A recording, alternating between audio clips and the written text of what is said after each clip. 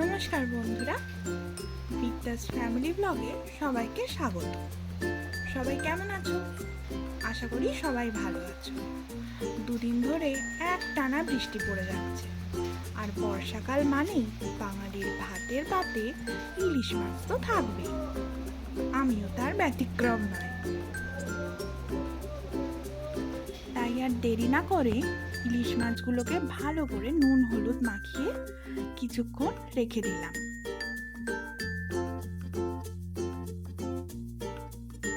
কড়াইতে সর্ষের তেল গরম করে মাছগুলোকে ভালো করে ভেজে নিলাম।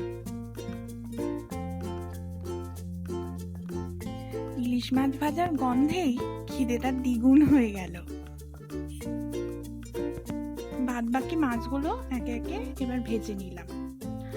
আজকে বৃষ্টির দিনে আর কার বাড়িতে ইলিশ মাছ হচ্ছে আমাকে জানিও কিন্তু কমেন্টে।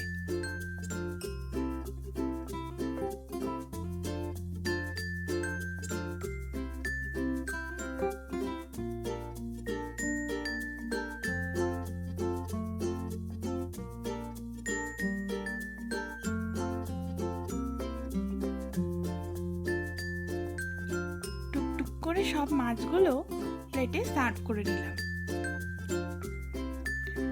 গরম ভাতের সাথে ইলিশ মাছের তেল খেতে আমার দারুণ লাগে। ব্যাস, আর কি, দুপুরের লাঞ্চটা জমে গেল।